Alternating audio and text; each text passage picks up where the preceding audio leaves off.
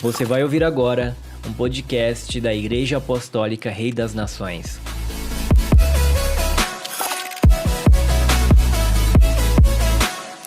Olá, é com muita alegria que nós chegamos mais uma vez até você, aí através do nosso canal, Edificando o Reino.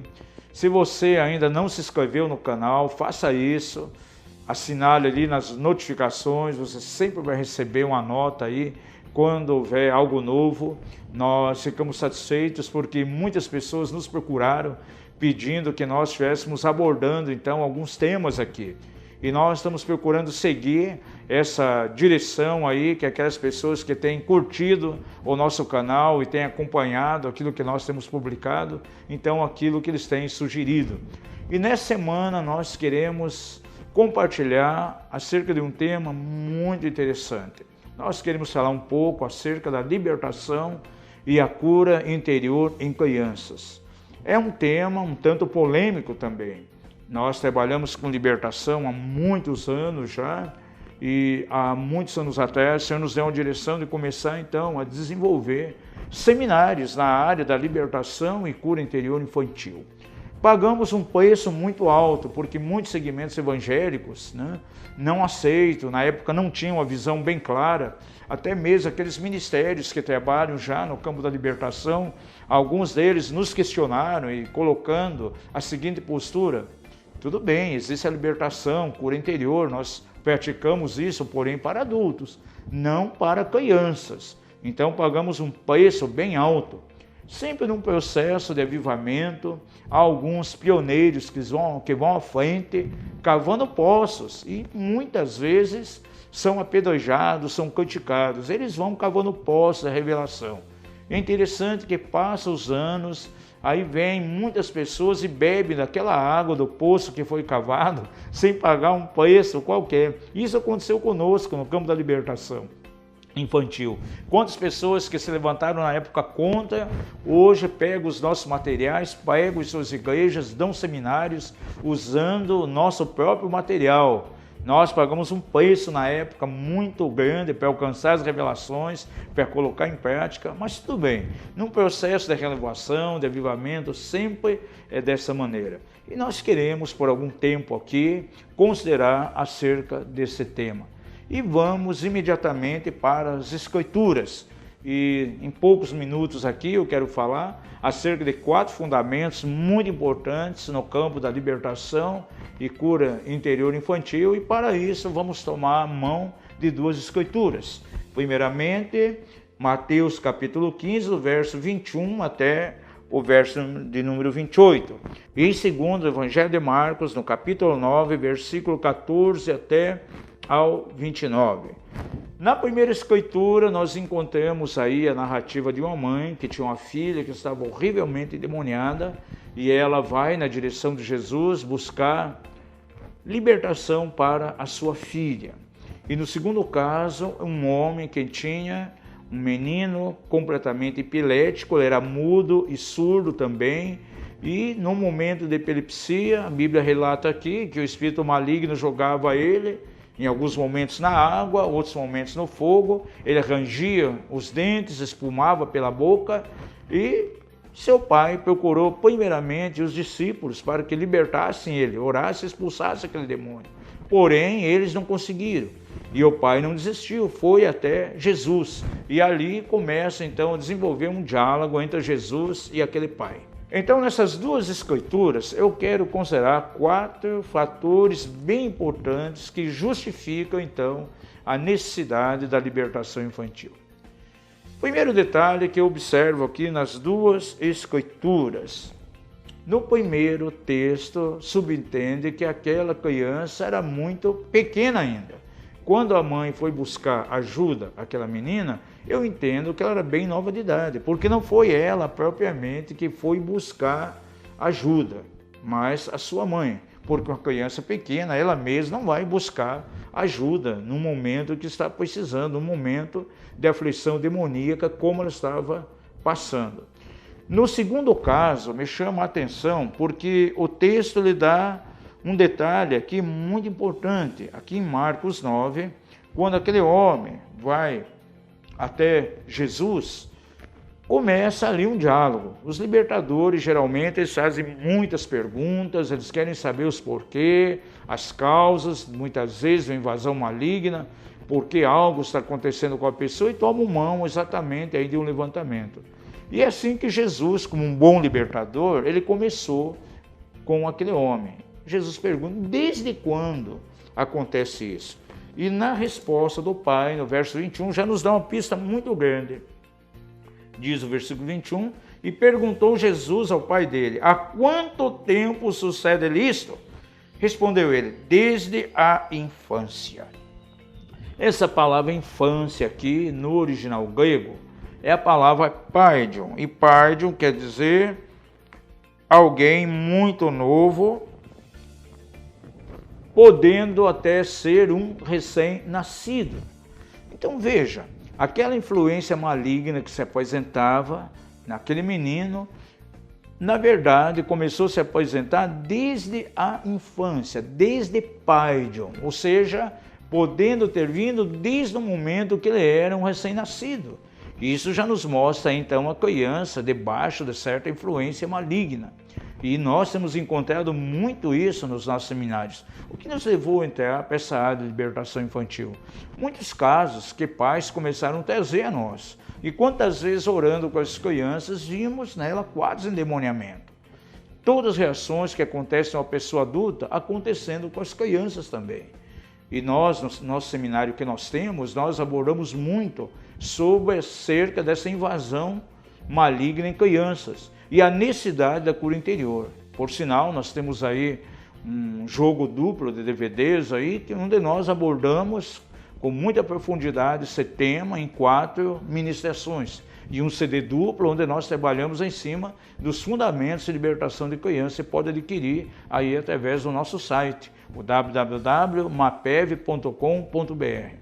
O segundo fator que nós podemos considerar nessas duas escrituras que justifica a necessidade, em alguns casos, da libertação infantil, é que nós podemos ver que há uma invasão maligna numa criança a partir das coisas que acontecem a ela e através dela. Repetindo, podemos observar uma invasão demoníaca em uma criança a partir daquelas coisas que nós vemos acontecendo nelas ou através delas. Vamos considerar o primeiro caso. A Bíblia diz que aquela menina estava num quadro de endemoniamento de uma maneira horrível. A mãe diz, a minha filha está horrivelmente endemoniada. Se um endemoniado adulto já apresenta algumas características que são terríveis, né? Imagine alguém horrivelmente endemoniado. Era o estado daquela menina. Então isso indica que já havia ali uma influência maligna nela. No segundo caso também nós vemos ali de maneira tríplice as evidências de uma atadura demoníaca naquele menino. Primeiramente, ele era mudo, ele era surdo e, em terceiro lugar, apresentava um certo quadro epilético, porque o espírito maligno algumas vezes o jogava lá para a água, outras vezes jogava no fogo. E ele rangia os dentes, espumando pela boca. Então havia já todos esses 3 fatores aí que se manifestavam fisicamente, justificando a necessidade de uma libertação infantil. E quantas crianças começam a apresentar quadros de comportamentos que são completamente anormais? Por exemplo, criança não dorme à noite. Há crianças em nossos dias que elas estão com depressão, sendo acompanhadas por psicólogos, muitas vezes por psiquiatras, tomando até mesmo remédio de tarja preta. Crianças que apresentam um quadro de pavor, aquele medo compulsivo. Crianças que choram de maneira histérica. Crianças com sérios problemas de insônia.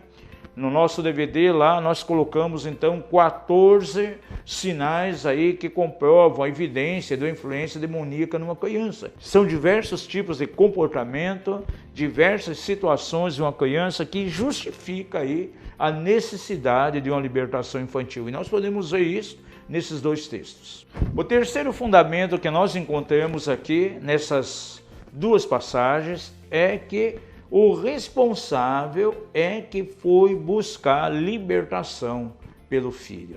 Primeiramente, uma mãe procura Jesus no sentido de receber ajuda para que a filha fosse liberta. E no segundo caso, um pai procura Jesus, sendo que ele já tinha procurado os discípulos, não conseguiram confrontar aquela força maligna, ele não desistiu, ele foi até Jesus buscando ajuda pelo seu filho, pela libertação do filho. Veja, uma criança nova, uma criança mais tenra idade, ela não vai procurar a um pastor, a um libertador, a um conselheiro.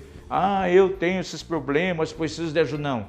Quem tem que observar é exatamente o pai e a mãe.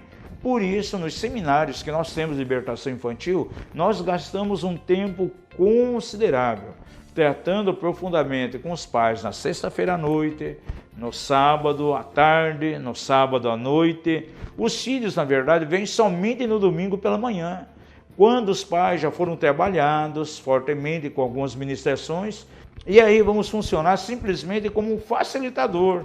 Quem vai ministrar, na verdade? Os filhos são os pais, e nós vamos só dar um direcionamento. Quantos pais que chegam aí procurando ajuda pelos filhos e nós fazemos um trabalho profundo com os pais. E sabe o que fazemos com os filhos?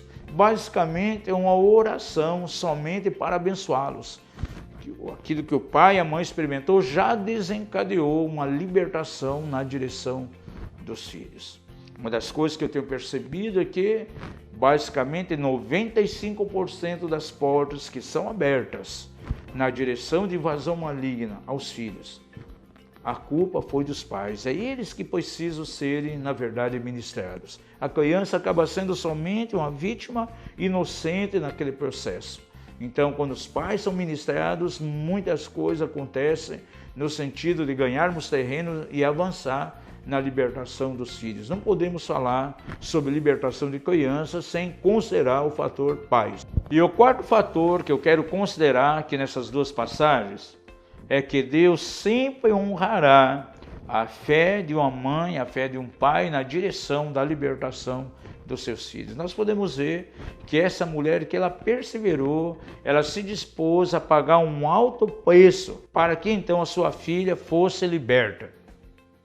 Você percebe que Jesus se manteve em silêncio, não respondeu nada diante da situação dela, até os discípulos chegaram e pediram então para que ela fosse dispensada.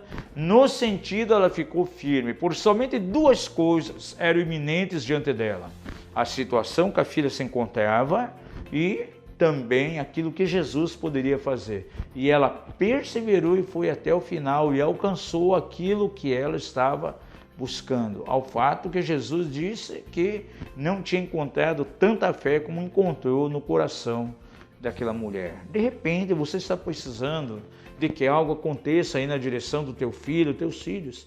Persevere, vá na direção de Jesus, Ele pode trazer uma solução, não desista. Há pessoas que perdem muitas vezes uma guerra porque vão desistir nas batalhas. Continue orando, continue buscando o Senhor, continue intercedendo. Você vai vencer isso no altar da oração e o seu filho vai ser liberto.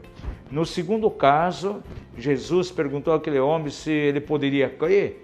E aquele homem, chorando, disse assim: Senhor, eu creio, mas ajuda na minha incredulidade. Eu entendo que ele nem tinha a fé suficiente para que algo acontecesse no seu filho. E ele foi sincero diante de Jesus: ajuda-me na minha incredulidade.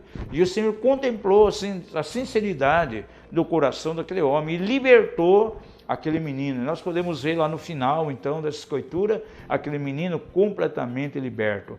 Ele vai honrar a fé, vai honrar a tua sinceridade, você pai e mãe, na direção da libertação dos teus filhos. Busca o Senhor, clame a Ele, o Senhor irá na tua direção, vai desencadear uma libertação poderosa dentro da tua casa. Siga-nos aqui nesse canal, Edificando o Reino. Nas próximas semanas teremos muitas coisas importantes que nós vamos colocar aí compartilhando com você. Deixa aí a sua pergunta, a sua sugestão e será muito bem recebido, porque isso é muito importante para nós. Deus abençoe o teu coração, em nome de Jesus. Obrigado por nos ouvir. Para mais informações, acesse o site mapev.com.br.